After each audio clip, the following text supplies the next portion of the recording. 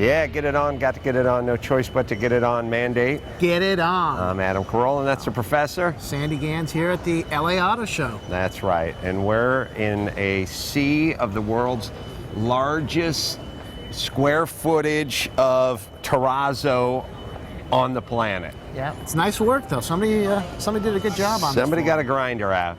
Anyway, it's 2010, and once again, we're back at the LA Auto Show. We're going to go inside and make the scene. Yep, looking forward to seeing some of the cool cars from Jag, the concept car by Ian Callum, some of the other stuff that's floating around, and just overall check out BMW, Porsche, all the great German marques. So, why don't you come along with us, won't you? Let's hit it. Well, we have Mark Fields here from Ford. You're well, give us your title. President of the Americas. Sounds like a really big title, but yeah. You know, I'm responsible for North and South America for Ford. Well, that's all that's really important if you think about it. Everything's important at Ford. I don't know, Central America, really? Hey, Guatemala's not happy with their Fiestas. You know what? Take a nap. You worry about South and North America. So Right. what do we got here? The Focus? We're here at the LA Auto Show, and we're debuting all of our North American Focus models. Our Ford, our 5-door right here, and our Focus ST, which we'll take a look at in a moment. Really hot car, but it's a really important show for us. But anyway, Mark, let's talk about this Focus. I put my head inside it, and it looks luxurious. Right. Well, we've packed this, you know, it's really interesting. The small car market here in the U.S., it's about 20% of the total industry, so it's a big market. And it used to be when you bought a small car, it was meant cheap and cheerful. Sure. You know, small price, not a lot of features, not a lot of technology. And what we're putting in this new Focus is not only things customers expect, you know, they want fuel economy, they want a great looking vehicle, but the technology in it and the materials that we use. I mean, these days, customers, when they fork over their hard-earned money, they want to get the best. Well, how much does this baby sticker for? This this starts, the 4-door starts at $16,995. Wow. And the 5-door starts a little about $18,700. But the features that you see in this car, things like our My Ford Touch system, which is kind of a new graphical way of Seeing the controlling commercial. the sync system. We have this really cool feature called Active Park Assist, which it's parallel parking for idiots, right? You just Sure. hit the button and it allows you to park the car without any stress. The technology is really Are you literally letting go of the wheel like in that Lexus commercial from a few years ago, or is it just sort of beeping you way? No, you through let it? go of the wheel, and ours uses it uses radar. So it's very, very, very, very precise. The first time you use it, you know, it gets a little scary, right? Because Sure. you're letting go of the wheel. But first time you use it, and it does it perfectly, you have all the confidence going forward. Well, I'm thinking we could use that on the freeway. Just get me home, and we're getting there. Yeah, I mean, Driverless driving, yeah. But here's yeah. my apocalyptic view of the future, Mark, because I came up with a action movie called Navageddon. One day, some rogue satellite infected with some sort of space virus, all of a sudden I just get in my Ford and the doors lock and I go, I didn't hit the park. We're heading for the Grand Canyon and I'm grabbing the wheel. Sorry, Adam. And we're plunging off. There's nothing we can do about it. So we have lots of fail-safe protections on here. So, you know, Good. whether somebody's taken over Skynet or That's what I'm worried about, aliens coming, Skynet. we're Very pretty cool. real. Yeah, no, I look at those movies as documentaries, eerie harbingers of our future. So again, and I've said this a million times, everyone thinks I'm nuts when I say this, but there's never been a better time to be poor. And what I'm saying is you can get a 42-inch flat screen TV for like $400 now, and you can drive a car that has things in it that the top of the line Jaguar and Mercedes did not have 6 years ago, and it's loaded into this baby. And then they finished it off with the leather and the fit and the finish. It's absolutely, starting at 16 grand. I mean, substantial car. Yeah. It's, again, in the environment we're in, and particularly the economy of the last couple of years, Sure. Consumers, they work hard for their money, and they want to make it work. Every dollar works. It's not like in the 80s when we were growing up and our dads were like, you know what? I don't work very hard for my money, and you know what I hate? Value. What's the power plan? Okay, we're going to launch it with a 2-liter variable camshaft engine, and it's the vehicle has what we call active grille shutters. So in the front, to get better fuel economy, grille shutters will actually shut to give it more aerodynamics. I like that. So it'll be a 2-liter. Then we're going to come out later next year with a battery electric version of this. And then in 2012, we're going to put a 2-liter, what we call our EcoBoost engine, twin turbos, direct injection. It's going to get 245 horsepower. Twin turbos on a straight inline engine. Finally, we're going to get some of the stuff like the European Focus RS. We've always been, the stepchild of Ford. We don't get the good racing stuff here? Well, it's been really interesting. 245 horsepower. We've gone to what we call our One Ford strategy, which is you get on a plane here in LA after you get out of this Focus, and you fly to London, and then you fly to Shanghai. You will essentially get, when you get out the airport, you'll get exactly the same car and get right into the same car. The name of this has 245 horsepower, a little bit different tuning. You can see very specialized seats with bigger bolsters on it, so you can really take this thing and hammer it. Yeah. The stitching looks great all around. You have a 2-liter or 2.2 in this? This is a 2-liter twin turbo. Twin turbo direct injection. I love the twin thing because normally you get a turbo per bank. So if you have a V configuration, if you're lucky, you'll get one on the right and one on the left. But the twin turbo on an inline that just shows somebody showing off and spending money. What car manufacturers have figured out, maybe Subaru started this, sorry, but Ford has figured it out pretty quickly, which is instead of buying a car and then having a guy come in and spend a bunch of money on aftermarket steering wheel, gear shift knob, seats, we got some car seats in there, let's get a good tuned exhaust. Instead of all that, the guys who are making the car just went, look, if people want this, let's put it on in the factory. And again, these seats are... And give them the quality that they want. Unbelievable. Two-piece front rotor, aluminum hats. So this is fancy stuff. When this thing goes to production, I'm coming after you. This is not a concept. This is it, because I've been burned. Many times, look at the brakes, and then the thing rolls off the line, big chunk of iron hat on there. No. It's like I swore I'd never love again after I saw what they did to my brakes, but you're going to keep them 2 This is not a concept. All right, this is reality.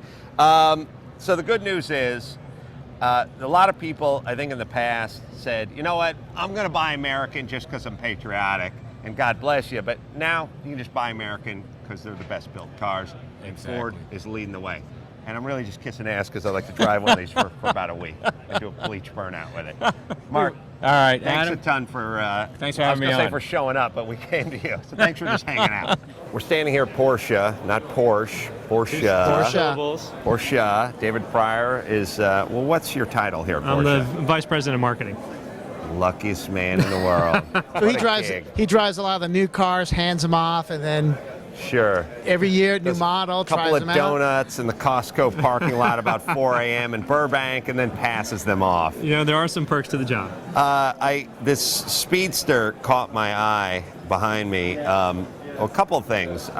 Now, I know a fair amount about Porsches, but I don't think they had the Speedster out continuously. It would sort of take a year or two off and then come back. In some cases, it's taken several years off. I mean, the first Speedsters were in the 50s. Right. And we didn't do another one until 1988. Yeah, David Allen Greer, by the way, comedian David Allen Greer, has one of those from 88, maybe 89. And those cars have gone up quite a bit in value, even though they're a modern car, because I guess they produce so few of them. And then how long has it been then since we've had a Speedster? So the last Speedster we did was 92. I'm drinking white wine for 2 reasons. It was free? And it was free. And if they were like, all we got is goat piss, I'd be like, how much? Free. A couple of them. Fill it Light up. them up. Give me another one for the road. At the Porsche booth, it's nice to have a little wine in your hand. It probably would have been better with cheese. A Bavarian beer would have been a little bit more in style. But like a ceramic boot with a handle on it, and a big bronze lid on it. A beer stein is what we're looking at. Yeah. But any port in a storm. Fingernail polish. Give it here. One of the things that I loved about Porsches back in the day was it was a car that came with rims that you did not have to monkey with. The Fuchs were an awesome style rim, and the 15-inchers are what they originally came with, and they looked great. I'm guessing these are more in the 19 range. These are 19s, that's right. See, even with a buzz, I got a good eye. Even with some cheap white wine going down your gullet, you still got the tire size. Yeah, I still got tire size. I can't take that away from me.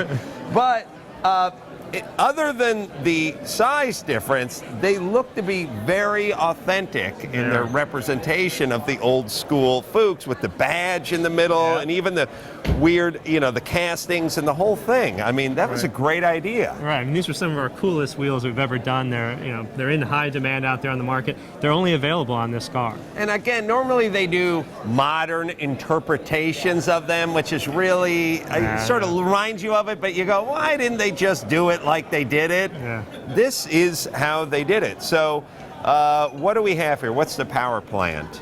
So the power plant's an uprated 3.8 liter, 408 horsepower. Nice. Yeah, no turbos. Yeah. No, Just naturally aspirated. Yep. Or now normally aspirated. I don't know what happened to naturally. They replaced it with normally. Somewhere around the time Demi Moore became Demi, I think they went from naturally to normally. But and this thing over here, this Carrera Gts, I'm looking at some knockoffs. And I know you guys don't call them knockoffs. Center lock. Center lock, right. But, knockoff. They look like the same center locks like the Carrera GT style that we had out for the show, but the nice spline kind of. Right. I mean, it's actually similar to the wheel that was on the RS Spider, if you remember those wheels. So yeah, very cool there. That's a two-wheel drive wide body. Yeah. Again, with the uprated power plant, so 408 horsepower. Nice. In that car. Very nice car. Normally aspirated. Normally aspirated. And I do like that. I love the idea of taking small displacement, tweaking it, and wringing out and again, well, you said 3.8, so you're making more than 100 horsepower per liter. Right. And anytime you're doing that without a turbo, without a supercharger, God forbid, you guys even you get fired if you bring up He's supercharger. shuddering. You see that? By the way, they call it a compressor with a K, but even they are angry about it over there. The great thing about Porsche is they keep the old school heritage design, and then they just keep upping the horsepower, the displacement, the brakes get bigger, everything gets bigger and better, but yet the heritage remains. Now, what do we have behind us? Now, over there, that is the Cayman R. So that is the newest addition to the mid-engine model range. It's making its world debut here at the Los Angeles Auto Show. So that is our best performing mid-engine model range. So with that car, we upped the horsepower, so it's up to 330 horsepower. We took 120 pounds of weight out of it.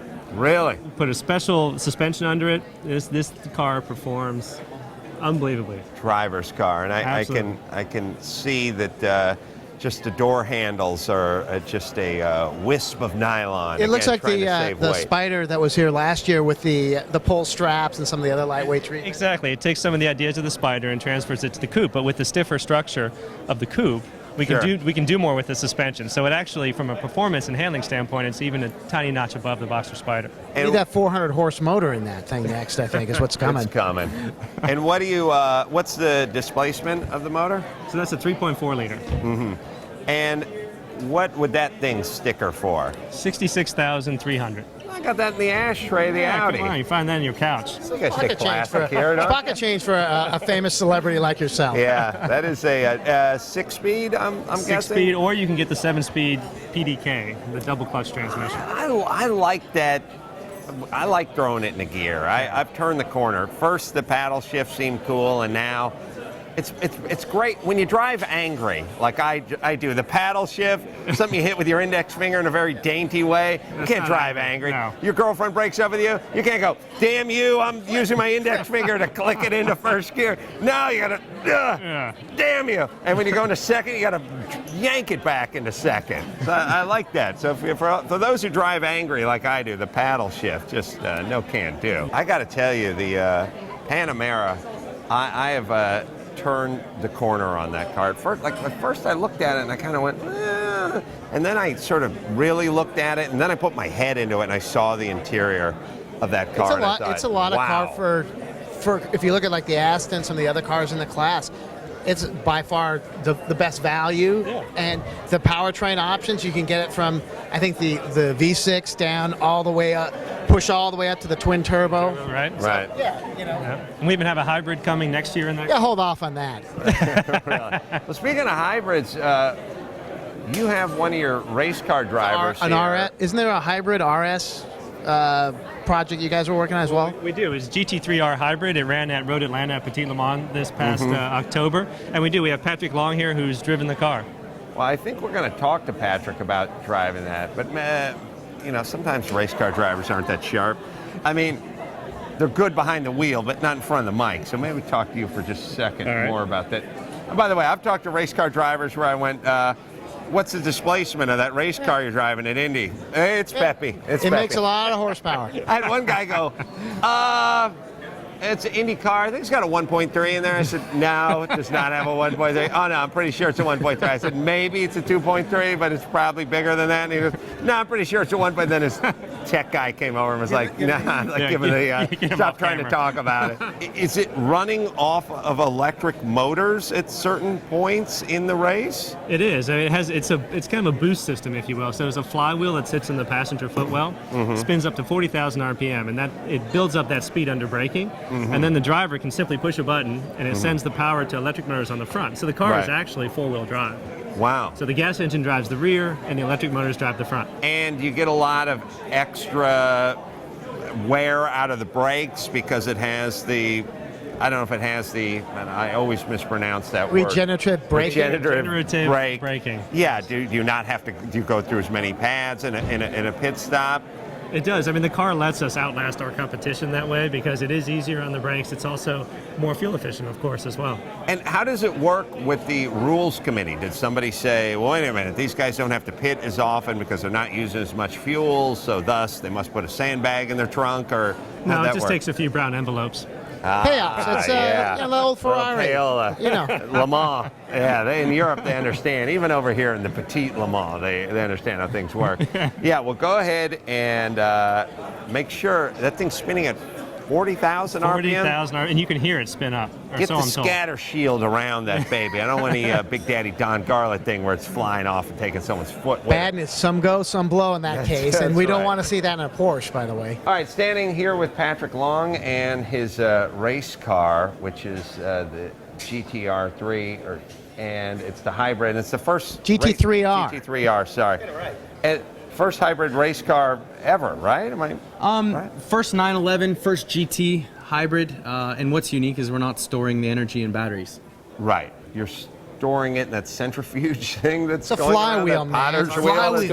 Flywheel technology. 1.21 gigawatts. Unbelievable. So literally the energy that's generated, instead of being put into a battery, is put into this whirling dervish that sits basically shotgun right next to you. We'll get a shot of that. You can see it at Carolla.com. And then that gets transferred back into the wheels when you ask for it? Correct. There's a little bit of auto boosting where the engineers are in certain places of the racetrack wanting to use the charge, but we also have the ability to overtake with a paddle that's behind the steering wheel.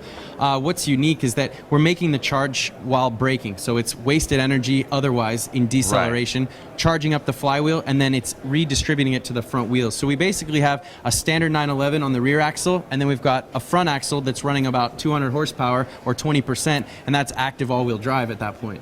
What we make up in tire wear, in better fuel mileage, when we're charging or boosting on the front axle, then the normal combustion engine is consuming less fuel, so we're spending less time in the pits. That's the whole hybrid movement on the road, better fuel mileage, but in racing it's an application that we have to have. The fuel mileage is huge, the performance, less tire wear, less brake wear, so everything's about Porsche intelligent performance, and like you say, the rule makers and the other manufacturers aren't sure if they're cool with it yet. So well, the minute that you win the race with this thing, you're out. With it. You're out. That was last weekend in China. By 3 laps, we won over all the top GT3, GT2, and GT1 cars, which we didn't even expect. But it was a racetrack that suited us. To be continued. To answer your question, we don't know yet, but the people dig it, and it's green, so it's the way that we're going. Not since the Chaparral vacuum mobile that sucked you down to the ground or had the crazy wing. I mean, it is funny when, you know, Elf comes up with a 6-wheel car, or Chaparral comes up with a vacuum cleaner that sucks you down to the ground.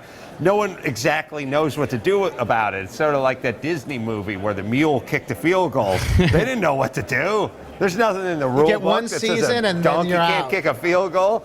But yeah, it is. It's great that you're winning races, and a lot of people assume that, you know, hybrid and racing are on just polar opposites of the globe. Like, well, this one is Ed Begley Jr. going 12 miles an hour down to the Whole Foods, and another is guys burning up the track using aviation fuel, but it's insane that you've been able to combine those two notions. Sure, and I mean, yeah, we want to develop strategy and technology for the future, but also we want to give green and hybrid a different view than maybe a Prius going down the carpool lane. How does you say it saves the tires? Yeah. And yet you have an extra 300 pounds, which sounds like it put a little extra wear and tear on the tires. So how does this technology save the tires? Well, it's basically distributing the power through four wheels. When we're using the hybrid, we're running all-wheel drive, so traction is better. We're using acceleration through all four of our contact patches rather than just the rear axle.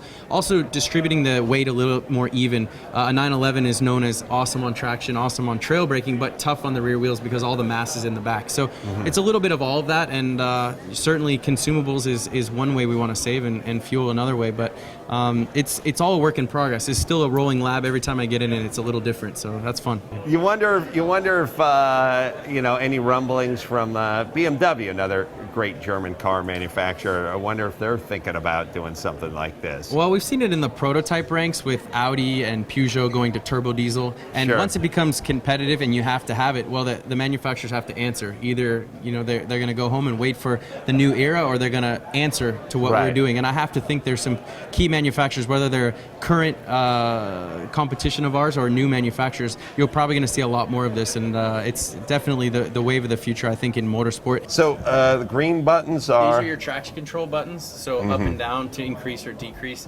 Obviously, you don't want too much intervention or it takes horsepower away.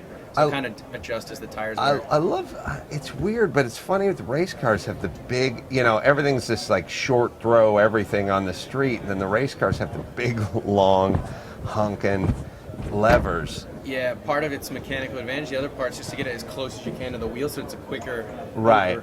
quick.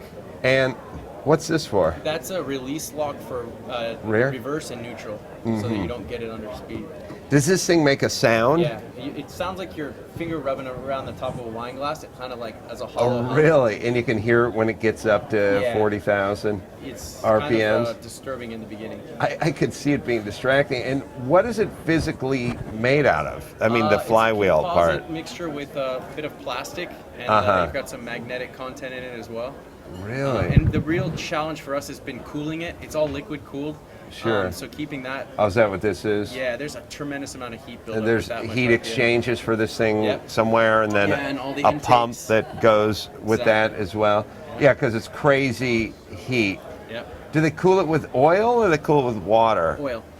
Oh, interesting. And they pump the thing in and out. And so I'm guessing it, I mean, you can touch it and it probably... It gets warm. We run a cover over it, actually, kind of like that carbon fiber box up there when we're racing it, but we like to let everybody. Is it essentially a blower bag, like a scatter shield? I mean, in case the thing... Well, that casing there is basically what we've got, and it's probably 2 inches thick. Wow, it's such a great piece of technology. Sitting here in the Porsche Panamera, I can't get the seat to move, but I'll move. Oh my God. You know what's nice? It's like dead quiet here. We're those guys from last year drinking wine in the Porsche. Yeah. We should send a text. You know what we're like? We're like in the movie Night Shift, where they had the limo tint on the car. Teenage girls. Yeah. Hey, douchebags, you love Porsches. Watch this. Porsche. Porsche. You know what I hate about these fucking VWs? They can't hear us. Yeah, it's like a glorified VW. It's a VW. No one can hear us. It's great. It's like aliens in space. No one can hear you screaming. In a Panamera, no one can hear you complain. We're not complaining. We're shit talking, but that shows to the quality of this car. We're yelling out Porsche sucks here, and no one can nobody hear hears. us. And when in fact this is a dynamite car. Oh my God! I've said it many times. I think if you just had to make that run to Pebble Beach that we make every year. Pebble Beach, Las Vegas. No, and you had you and 3 buddies. No better vehicle for you, your 3 buddies, and their luggage than one of these turbo S's. I don't think the cops would catch us this year if we had one of these. Yeah. We should talk to those Porsche guys, and we'll just stick that wine cup in the cup holder and really get a feel for it. Interior is unbelievable. You know what else? It smells good German leather. Yeah, yeah. Wait a minute. Warning. Oh boy. They're even bigger than the ones on the Lexus. I know, and you can't get them off, and they're not on the other side. But look at me. Wow, This is just some nice material here. Everything here is beautiful. I love. You know what? This is why the terrorists hate us. I mean, seriously, you come here and you just go, wow, unbelievable. That and chili burgers. Yeah, let's go get one. All right, let's hit it.